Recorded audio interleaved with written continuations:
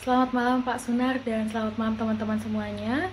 Sebelumnya kami mengucapkan terima kasih atas waktu dan kesempatan yang telah diberikan.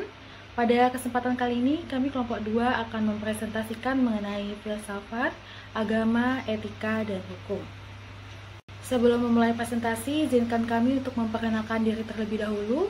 Perkenalkan, nama saya Niputu Cintia Pratiwi, absen 11, dan rekan saya. Perkenalkan, nama saya Niketut Ayu Sintia, nomor absen 21. Berikut merupakan pokok pembahasan yang akan kami jelaskan. Yang pertama itu ada perbedaan hakikat filsafat, yang kedua ada hubungan agama, etika, dan nilai, dan yang ketiga ada hukum, etika, dan etika. Materi yang pertama yaitu perbedaan hakikat filsafat. Filsafat berasal dari kata Yunani Phileo dan Sophia, yang mana Phileo berarti cinta dan Sophia berarti bijaksana. Dengan demikian, filosofia berarti cinta kepada kebijaksanaan. Karakteristik utama berpikir filsafat adalah sifatnya yang menyeluruh, sangat mendasar dan spekulatif.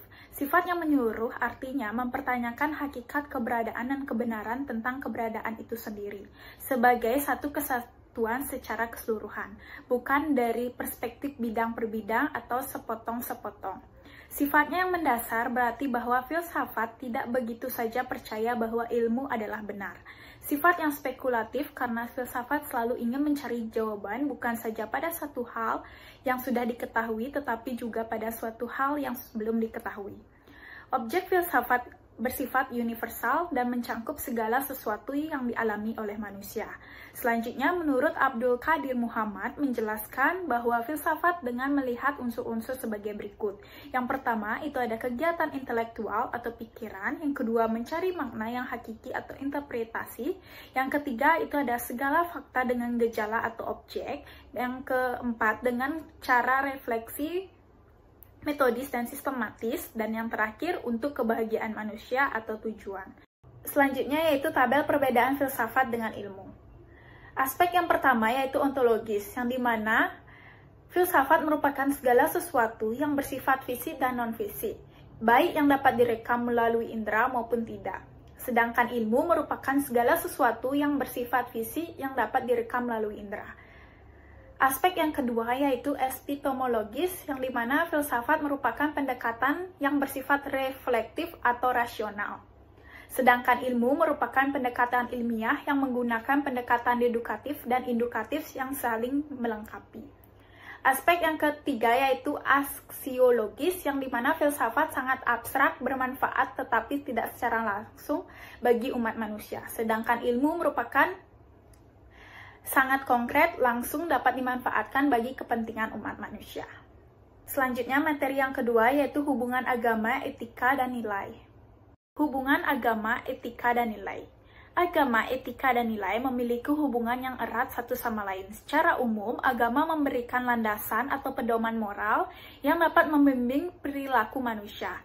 Etika adalah cabang filsafat yang membahas tentang prinsip-prinsip moral atau tingkah laku yang baik ataupun buruk. Sementara nilai merujuk pada hal-hal yang dianggap penting ataupun berharga dalam hidup seseorang atau dalam masyarakat. Berikut adalah hubungan antara agama, etika, dan nilai. Yang pertama yaitu agama sebagai landasan etika. Banyak ajaran agama memberikan pedoman moral yang mendasari etika. Misalnya, ajaran agama mengatur tentang bagaimana seharusnya seseorang bersikap terhadap sesama, berbuat baik, atau menghindari perbuatan jahat. Dengan kata lain, agama sering menjadi sumber dari prinsip etika yang dijalankan di kehidupan sehari-hari. Yang kedua yaitu etika sebagai penerapan nilai. Etika mengajarkan bagaimana nilai-nilai tertentu yang sering diturunkan dari ajaran agama diterapkan dalam kehidupan praktis, misalnya nilai seperti kejujuran, kebaikan, kesetiaan, bisa menjadi pedoman etika dalam bertindak atau berinteraksi dengan orang lain. Dan yang ketiga yaitu nilai sebagai tujuan agama dan etika. Nilai-nilai yang diajarkan dalam ajaran agama seperti kasih sayang, keadilan, dan kedamaian berfungsi sebagai tujuan dan standar dalam etika. Dalam hal ini tidak hanya mengarahkan perilaku tetapi juga memberikan makna yang lebih dalam dengan tujuan hidup yang sejati. Yang pertama ada hukum. Etika bisnis dalam perspektif hukum.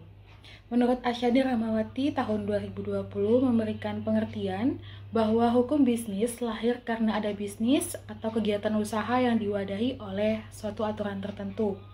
Sedangkan menurut Nopriansyah, tahun 2019 mengungkapkan fungsi hukum bisnis bagi pelaku bisnis adalah untuk mengetahui hak dan kewajiban yang harus ditaati oleh kedua pihak dalam menjalankan suatu bisnis.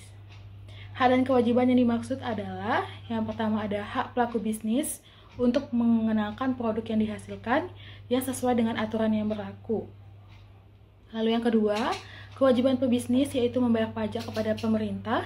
Dan yang ketiga itu mewujudkan aktivitas bisnis disertai watak dan perilaku pelakunya sehingga tercipta bisnis yang sehat, dinamis, dan berkeadilan. Nah, dasar hukum bisnis terdapat dua sumber yang berlaku di Indonesia, yaitu hukum material dan hukum formal.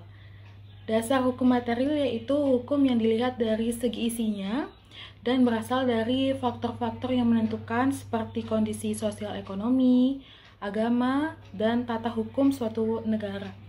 Sedangkan hukum formal merupakan sumber hukum yang memiliki kaitan dengan prosedur pembentukannya secara langsung seperti undang-undang, peraturan pemerintah, keputusan presiden, serta peraturan daerah. Nah, ada pun beberapa fungsi yang bermanfaat bagi pelaku bisnis. Itu yang pertama ada menjadi sumber informasi yang bermanfaat bagi pelaku bisnis. Lalu yang kedua, pelaku bisnis dapat lebih mengetahui hak dan kewajiban saat membangun bisnis sehingga tidak menyimpang dari aturan yang berlaku dalam undang-undang. Lalu yang ketiga, pelaku bisnis lebih memahami hak-hak dan kewajiban dalam suatu kegiatan bisnis. Dan yang terakhir, terwujudnya sikap dan perilaku bisnis yang adil, jujur karena memiliki kepastian hukum. Selanjutnya yang kedua ada etika. Berdasarkan Kamus Besar Bahasa Indonesia atau KBBI, etika adalah ilmu tentang apa yang baik dan buruk serta hak dan kewajiban moral atau sikap moral seperti penegakan perilaku moral. Sementara perbedaan antara etika dan etikat yaitu etika berkaitan erat dengan perilaku moral atau mental, sedangkan etikat berkaitan dengan perilaku sikap atau sopan santun. Etika menitikberatkan pada moralitas tidak merugikan sesama manusia, terutama dalam konteks bermasyarakat, dalam membina hubungan kerja dan menjunjung tinggi integritas diri dalam menjalankan profesi seseorang di suatu organisasi. Etika merupakan dasar moralitas dalam menjalankan tugas, baik secara profesi maupun saat harus melakukan atau menjalankan transaksi dalam bisnis atau usaha agar tidak terjadi kecurangan dan penyimpangan hukum dalam praktiknya, tidak menghalalkan segala cara untuk mencapai keuntungan usaha yang sebesar-besarnya. Lalu yang ketiga ada etiket. Etiket berasal dari bahasa Prancis atau etiquette yang artinya adalah sopan santun. Terdapat beberapa definisi dari kata etiket, seperti menurut Kamus Besar Bahasa Indonesia, etiket didefinisikan sebagai tata cara, adat, sopan santun, dan lain sebagainya dalam rangka memelihara hubungan yang baik di antara sesama manusia dalam sebuah lingkungan masyarakat. Etiket juga diartikan sebagai suatu sikap seperti sopan santun maupun aturan lainnya yang mengatur tentang hubungan di antara kelompok manusia yang beradab di dalam suatu pergaulan. Etiket merupakan suatu perilaku seseorang yang dianggap cocok, sopan, pas, serta terhormat yang berkaitan dengan kepribadian orang tersebut, seperti bagaimana gaya berbicara, gaya makan, gaya berpakaian, gaya tidur, gaya duduk, maupun gaya dalam berjalan. Baik, dapat disimpulkan dari materi presentasi kami, kesimpulannya adalah filsafat adalah hasil pemikiran manusia yang menempati posisi sebagai induk pengetahuan. Filsafat juga diartikan dengan mencari sebuah kebenaran. Karakteristik utama berpikir filsafat adalah sifatnya yang menyeluruh, sangat mendasar, dan spekulatif. Sifatnya menyeluruh artinya mempertanyakan hakikat keberadaan dan kebenaran tentang keberadaan itu sendiri sebagai satu kesatuan secara keseluruhan. Sedangkan agama adalah pegangan atau pedoman bagi manusia untuk mencapai hidup yang kekal. Dan etika sama dengan moral. Moral berasal dari kata Latin yaitu mos, artinya bentuk tunggal, atau mores artinya bentuk jamak yang berarti adat istiadat, kebiasaan, kelakuan, watak, tabiat, akhlak, cara hidup. Hukum, etika, dan etikat merupakan istilah yang sangat berdekatan dan mempunyai arti yang hampir sama walaupun terdapat juga beberapa perbedaan. Sekian presentasi dari kelompok 2. Mohon maaf apabila ada kesalahan dalam penyampaian materi dan kami tutup dengan terima kasih.